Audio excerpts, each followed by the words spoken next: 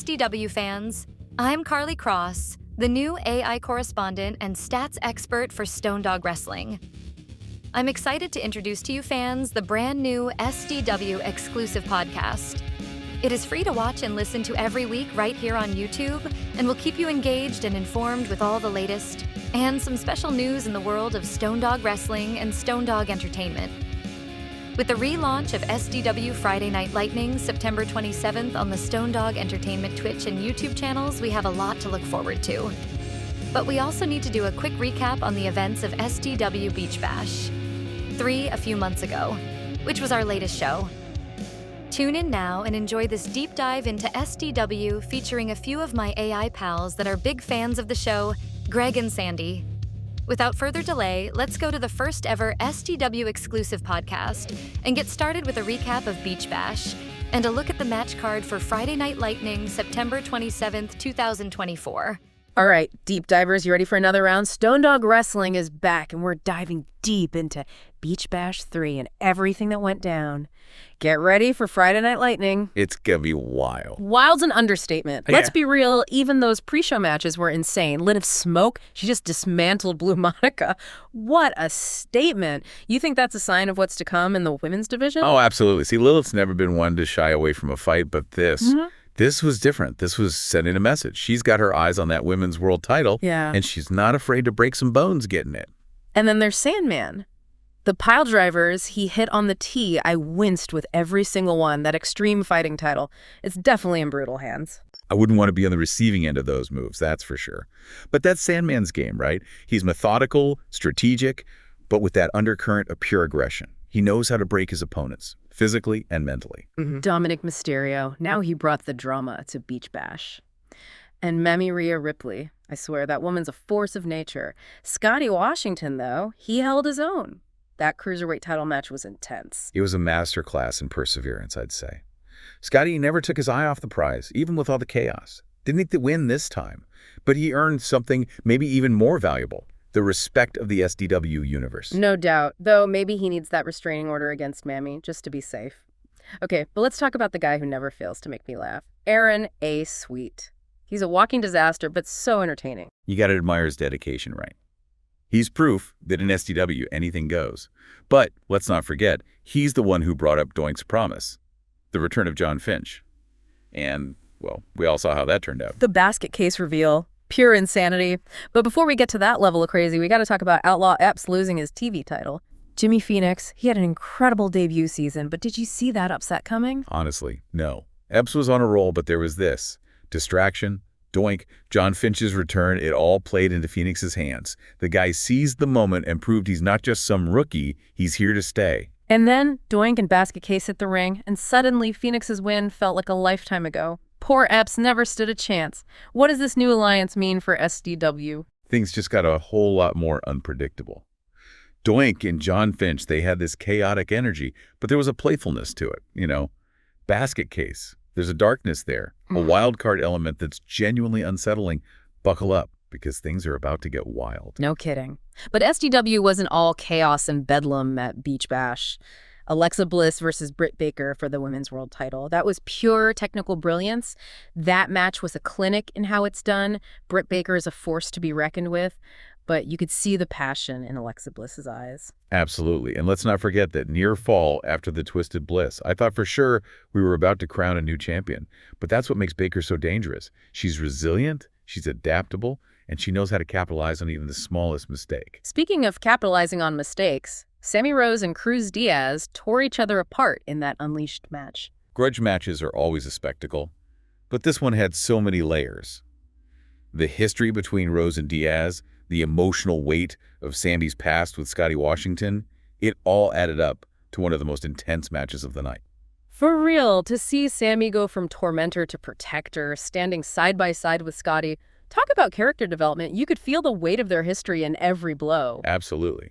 And for Diaz to be on the receiving end of that rage, with Scotty there as a constant reminder of his past actions, it adds a whole new level of complexity to their story. And let's not forget about Warren Winter's shot at the U.S. Championship. He put up a good fight against Stephen McGregor, but McGregor's a master manipulator. Winters might be one of the most technically gifted wrestlers in SDW, But McGregor understands that championships aren't won on skill alone. He's cunning, he's ruthless, and he knows how to use the rules to his advantage. Exactly. Sometimes a little bit of cunning goes a long way. Speaking of going a long way, did you see that letter fly across the ring during the tag team title match? I'm surprised nobody got decapitated. That ladder match was absolute mayhem in the best way possible. Absolution and the good guys pushed each other to their limits. But when Brick Grimes brought out that barbed wire baseball bat, you knew it was over. Brutal, but effective. Absolution cemented themselves as a force to be reckoned with. They've got that killer instinct. They're not afraid to bend the rules or break a few ladders and bodies to retain those championship belts. Speaking of unforgettable moments, Grimm versus Reaper, that casket match had me on the edge of my seat. The build-up to this match was electric. You had the legacy of the Disciples, the raw power of Grimm, and the unsettling aura of Reaper. And just when you thought it was over, that Reaper was about to take control, the lights go out. Goosebumps. The Undertaker appearing out of thin air, locking eyes with Reaper. Pure wrestling magic. What do you think that moment meant for Reaper, for the future of the Disciples? It was more than just a symbolic passing of the torch. It was an endorsement, a validation of Reaper's journey from disciple to leader. The Undertaker sees something special in him, a darkness that even he can respect. And that's a terrifying thought for the rest of SDW. Okay, enough reliving the past. We've got a whole new season to dissect, and Friday Night Lightning is back with a vengeance. And let's not forget, this Friday it's live, which means anything can happen. You know Stone Dog loves keeping us on our toes. First up, Outlaw Epps is out for revenge against Doink in Basket Case. After that beatdown at Beach Bash, I don't blame him. Epps is fueled by righteous anger, and he's not afraid to get his hands dirty. But Doink and Basket Case, they're a wild card. They thrive on chaos, they're unpredictable, and that makes them incredibly dangerous. And as if that wasn't enough to contend with, Shane McMahon's making an appearance. You know, whenever Shane O'Mac shows up, things get interesting. He's a disruptor, a wild card. He could have his sights set on anything. Is he there to shake things up, offer someone an opportunity? Or will he be tempted by the allure of championship gold? Only time will tell. This is why we love SDW. But hold on to your hats, folks, because the new TV champion, Jimmy Phoenix, is defending his title against a legend, Jay Lethal. Talk about a clash of styles. Phoenix is riding high on his recent win, but Lethal. He's a seasoned veteran with a point to prove. He's been SDW champion, he's held the TV title before, and he wants to remind everyone why he's considered one of the best. It's a classic battle of experience versus raw talent. And speaking of battles, we've got Lilith Smoke, Britt Baker, and Blue Monica facing off for a shot at the Women's World title at Trick or Treat. This triple threat match is going to be a masterclass in strategy and athleticism. Lilith Smoke's looking to continue her path of destruction, Britt Baker wants to prove her dominance, and Blue Monica, she's a fan favorite with the heart of a champion. This one's going to be hard-hitting and unpredictable. And let's not forget the tag team action. Sammy Rose and Scotty Washington are teaming up again, this time facing off against Warren Winters and Steven McGregor. This match is fascinating on multiple levels. You've got Rose and Washington finally finding their rhythm as a team, going up against two incredibly talented individuals who are still trying to find their footing as a duo. And then there's Tempest. He's requested a specific opponent for Friday Night Lightning, but Stone Dog's keeping it hush-hush. The man is a force of nature, and after that brutal victory over Cody Rhodes at Beach Bash, I wouldn't want to be on the receiving end of his wrath. And the Fallen are lurking in the shadows, with Alexa Bliss by Tempest's side. But where does that leave Stone Fox? She's been noticeably absent since Stone Dog's transformation. Is this the end of their love story, or is she biding her time, plotting her revenge? Now that's a storyline I'm invested in. We know how much Stone Fox loves Stone Dog, and to see him twisted into this thing by the Fiend, she has to be hurting. Oh, absolutely. And let's not forget, Absolution is having a special match too. After that ladder match performance, I'm ready for whatever Brick Grimes and Ace Crusher have cooked up. They're a well-oiled machine, those two. Brutal, efficient, and always entertaining. They're the tag team champions for a reason. Don't forget the new ref, Randy Johnson, cousin of the legendary Bill Johnson. Gotta keep in the family. And of course, Stone Dog wouldn't let us down on the music front. We've got new tunes from the man himself, plus a shout out to Discrepancies. Stone Dog's always supporting independent artists, and Discrepancies are ones to watch. That rap rock fusion, fire. And speaking of fire, CM Punk's brass ring contract is still out there. CM Punk waiting to cash in that brass ring contract is like a game of hot potato with the championship belts. Right. Adds a whole new level of suspense to every match. Yeah. You never know if this is when he's going to make his move. Stone Dog knows how to keep us guessing. But who do you think he's got his eye on? Any theories? That's the million-dollar question, right? Is he gunning for one specific title or just waiting for the right moment to shake things up? All right, well, we've talked about the matches, the surprises, the returns. But there's one giant question mark hanging over all of this.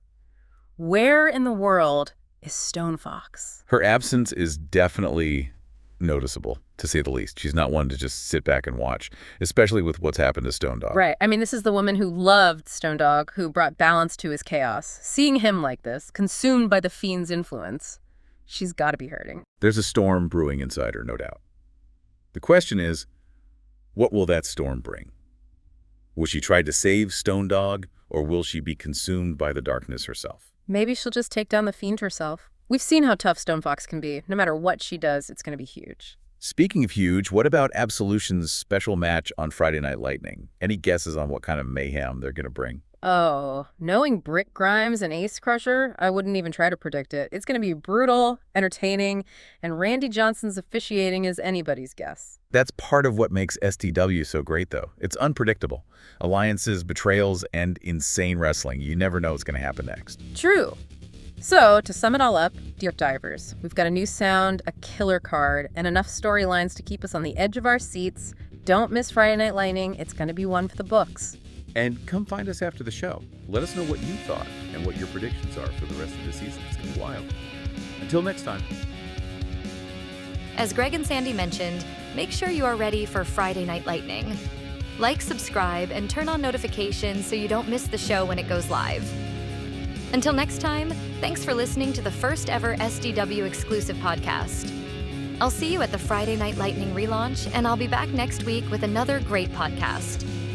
Comment below with any thoughts on the show recap or the match card for Friday Night Lightning, and we'll see you at the show.